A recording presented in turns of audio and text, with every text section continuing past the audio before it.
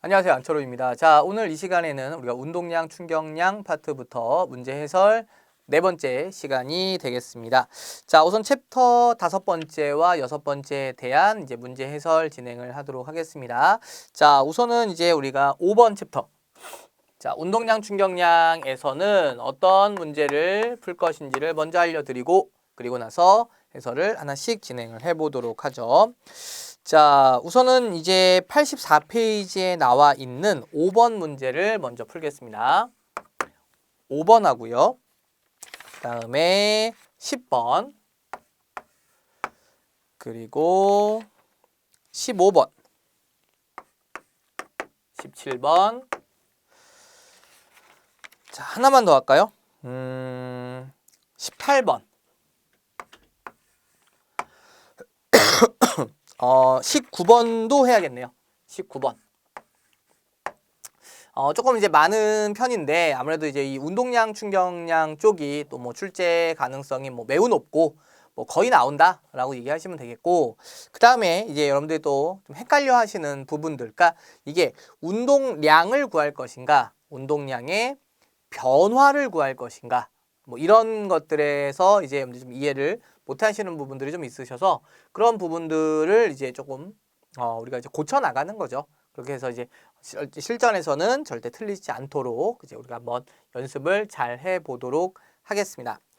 자, 그러면 우선은 자 먼저 5번 문제부터 하나씩 보도록 하겠습니다.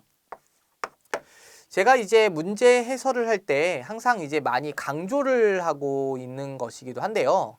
사실 이 물리라는 이 시험이 이렇게 이제 그림이 주어져 있는 경우도 있고 그래프가 주어져 있는 경우도 있는데, 이렇게 이 5번 문제처럼 그냥 글씨만 적혀 있는 경우가 상당히 많이 있어요. 특히 이제 여러분들이 보는 시험에서는.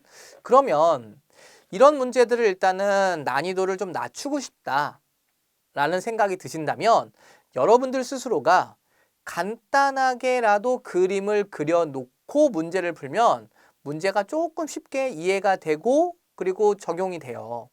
그래서 이 뭐 물리가 이제 뭐 다른 과목들처럼 뭐 복잡한 그림을 요하는 게 아니거든요.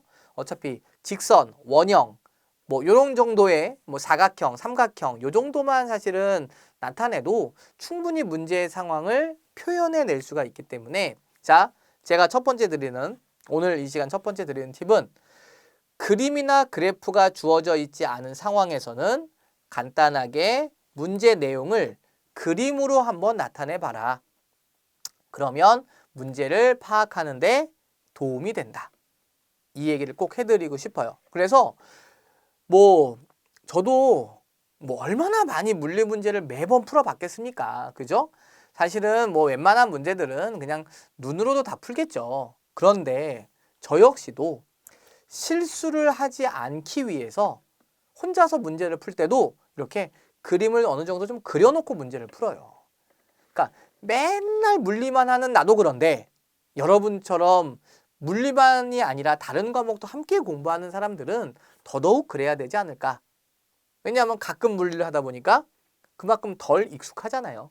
그죠? 예, 그러니까 조금 이렇게 좀 활용을 잘 하셨으면 좋겠습니다. 자, 그러면 5번 문제입니다.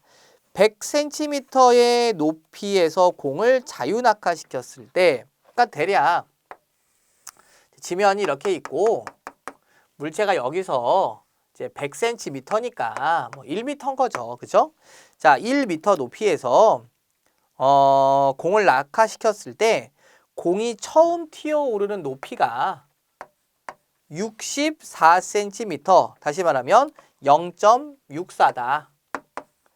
이게 지금 문제에서 사실 보통 이제 물리 문제를 풀 때는 이제 기본적으로 미터, 세크 이게 기본이에요. 단위가. 근데 이제 이 5번 같은 문제는 그 정답 자체가 그냥 개수를 물어보는 거라서 특별히 단위가 뭐 꼭 미터로만 문제를 풀어야 된다 뭐 그런 건 아닙니다. 그래서 얘를 그냥 1m가 아니라 그냥 100cm,